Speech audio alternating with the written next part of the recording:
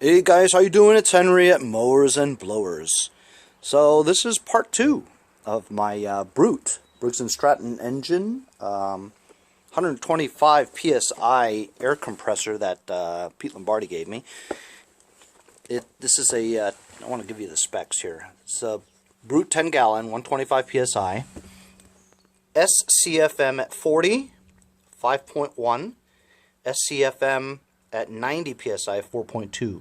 So I think for it to run decent power air tools, you need at least 4.7 or something like that. So this is close, you know, on the 90, and at the 45.1, that's pretty good to be able to run at least an impact grinder or an air hammer.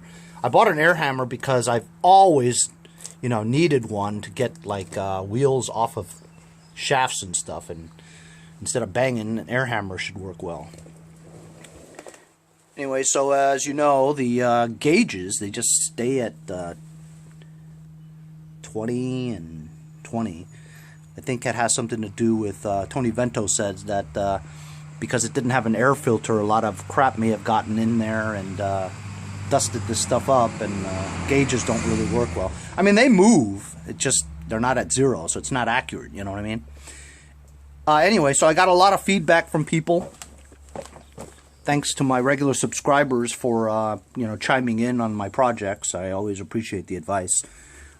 I had filled, I think, up to around here, and they said it was too high because it's the level of Earl is touching the bottom of the crankshaft, and I think this is designed to be right here. The dot's there, but you can't see it. You can't even really tell where the oil level is because it's so yucky and stuff. But it's supposed to be around here. And if you look, there's really not much there, you know. This looks like maybe a quart total, you know. It's not a very big area for the Earl. So I'm going to drain it. I'm going to drain the oil anyway, you know. I don't know how old it's been. Anyway, I made this little reservoir from a water bottle, cut it in half so that it doesn't make a mess, you know. And then it'll drip into that soup container there. After I drain the oil, I'm going to try to remove this without breaking it and clean this up, because you really can't tell what the level is of the Earl. I also used a wire wheel and lightly cleaned this area here. There's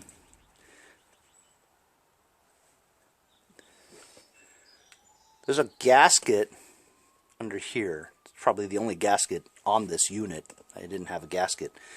I think there's another reed valve under there, the long one there, and since I ordered the kit, it comes with it. So I want to take this off, but I don't want to bust it while I'm taking it off, you know what I mean? But at the same time, what if I put the new valve over here, put it all back, and it still doesn't work? I got to take it back off again because maybe that other valve under there is busted, you know? So I'm kind of gauging whether or not I should attempt to take this one off. This one looks, you know, this piece here is pretty solid on there with the gasket, and I don't want to kind of break it, you know. I don't know, these are things you got to think about when you, you know, try to fix things. And I know I never expected that I was going to, you know, spend this kind of time on an air compressor, you know. But, hey, if I don't do it, how will I ever know if I could do it or not, right? And it's just been the way I am, you know. If I can't do it, I got to try to do it. Anyway, I'm going to loosen that nut. So I've got an adjustable wrench on there, and it's slowly moving. It's pretty tight. I mean, I'm assuming this is it. This is the drain nut, you know. It only makes sense that that's it. Anyway, let me work this. Now I've got a socket on there.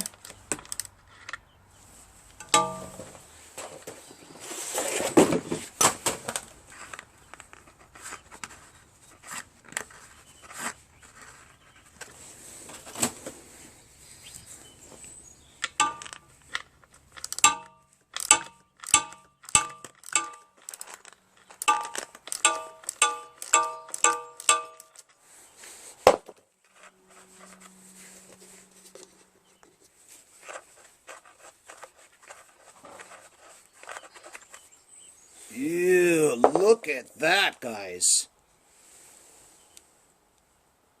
The hell? Look how thick that is. Holy cow.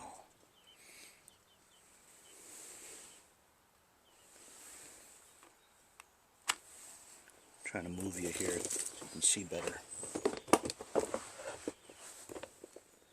Gross. Look how thick that is. It's like sludge.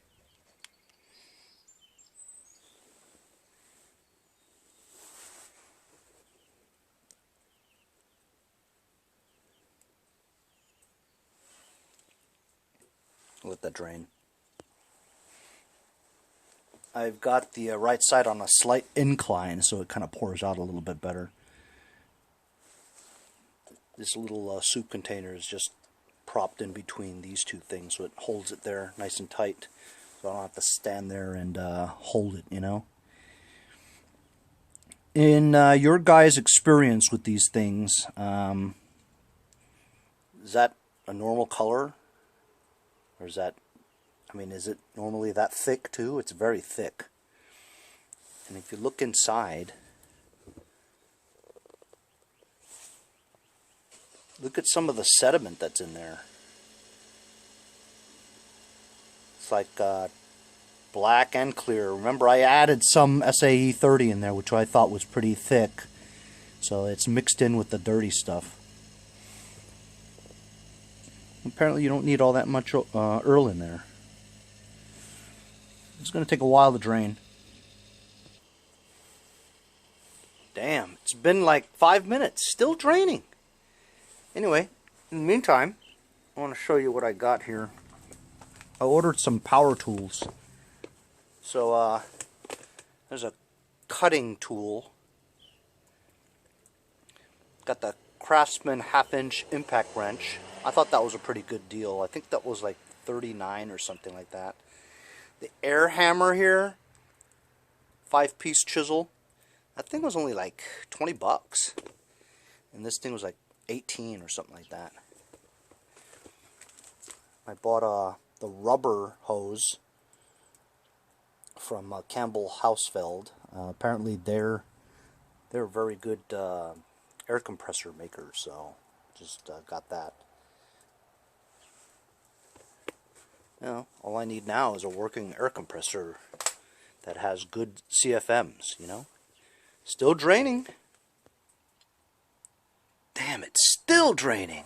And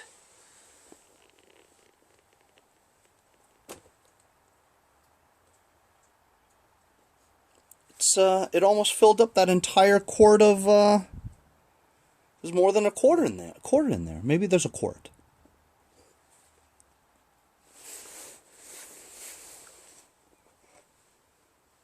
Look at that. Clears on the top, and that sludge stuff is on the bottom. Gross, right? So it definitely needed it, I guess. Damn, still draining. I think there was just way too much Earl in there. Which is probably why the gaskets might have blown, which is why the guy who had it before took it off and never put the gaskets back on and threw it out. You know what I mean?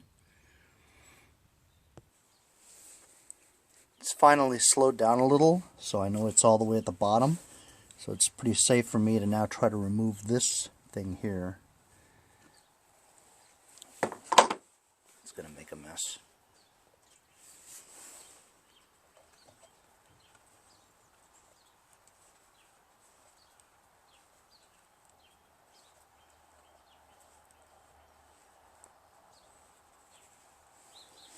Okay, no mess.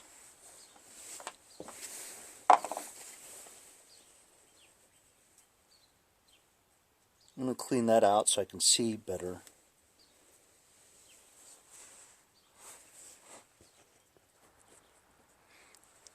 I've cleaned it out pretty nice. Now you can actually see through it, you know.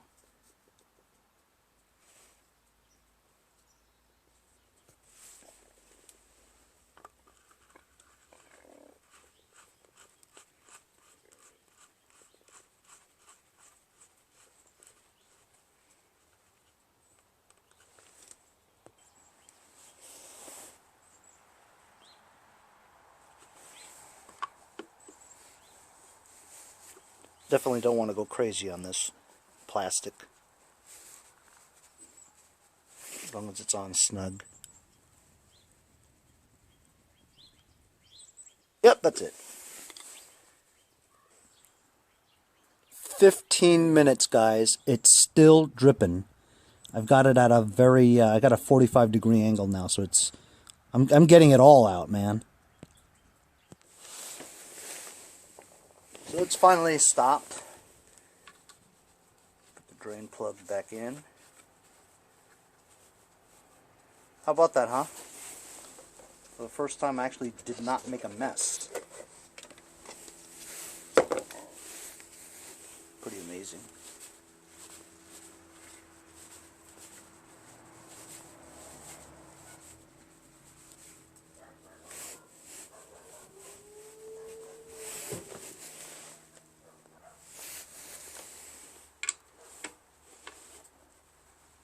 $17mm socket fits pretty good.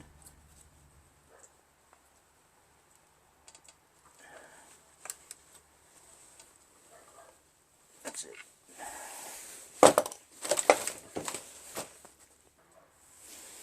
So while I had SAE30 topping it off, I read in articles that synthetic oil is what you should use for air compressors.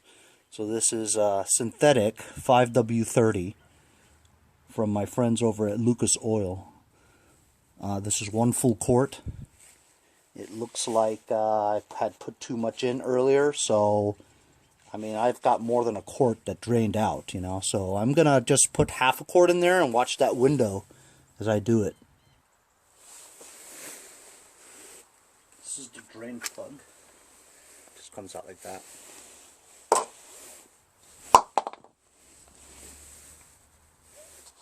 Stick a funnel in here.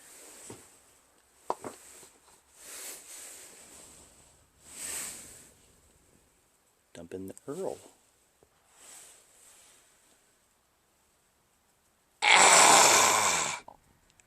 Earl.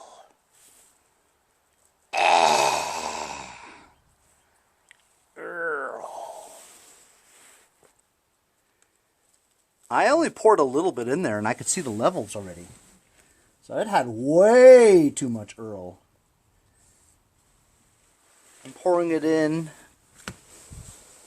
Holy cow, I just poured in a little bit. You guys saw how that moved? So just a little bit more.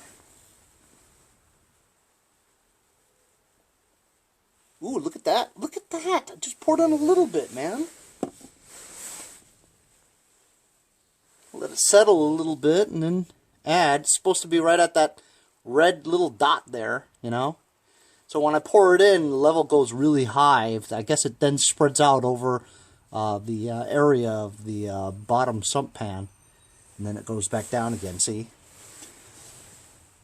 Pour some more right now. Gulp, gulp, gulp, gulp, gulp. Not too much. Maybe 3 teaspoons. See how that moves up? And then it settles out over throughout the entire pan. But about the middle of that red dot is what this label right in front of you says.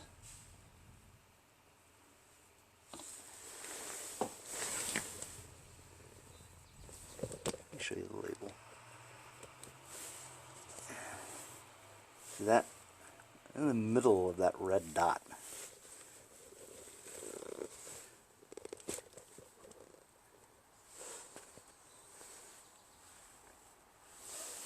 A little bit more.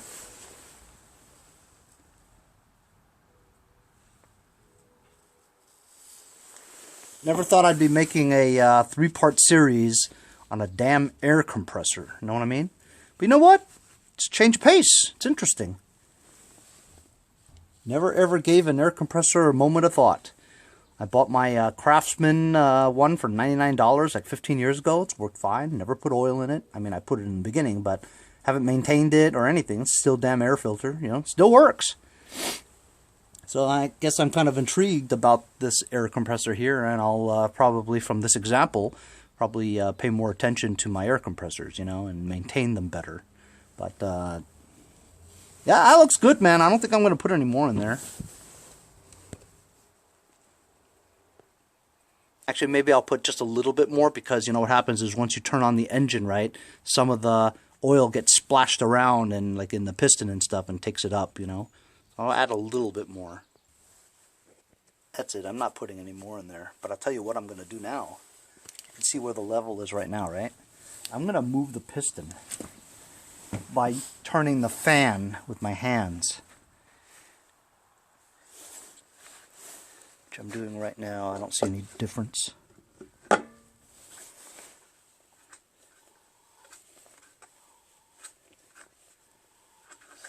Yep, no difference. That's good. It's good levels. When I move it around, it'll settle down to right in the middle. It's about the middle right now. Okay, so that's how you give an air compressor an oil change. Feel pretty good about that. Now I could actually see the window after I cleaned it. Before I couldn't see it. And so now it's at that level, more or less.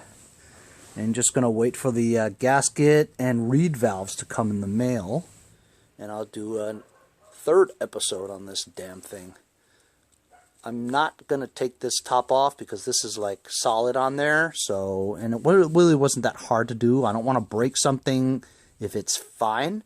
But if there's something wrong with it, I'll take it off again. It's only 4 bolts to take the head off, and put the piston on the crankshaft was not difficult at all, you know. So I'm going to leave B the way it is right now. When I get the gasket, I'll put it on. Put the reed valve and the reed plate in there. Here, just so you can be more curious on how this works. So I'm turning the fan here with my hand. Okay, watch. See that? Oh, so it's not attached though. Let's see. Sorry.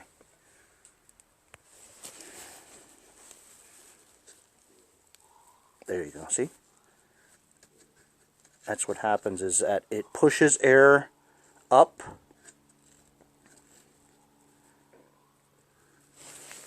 Pushes the plate up to allow air to come in.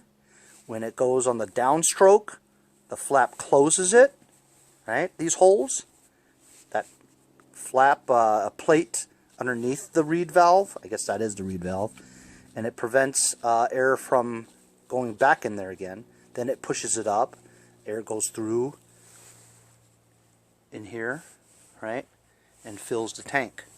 So that's how it works. Pretty cool, you know, and you wouldn't really understand all this stuff. At least I wouldn't have, unless I took it apart and looked for myself and see just how an air compressor works, you know. So thanks for joining me for this episode. It was pretty easy, you know. Y'all can do it, you know. And hopefully it will be able, when I get the gasket and the reed valve replacement parts and put this all together, this will start building up pressure again so I can power my new air tools and then use it in my shop or garage.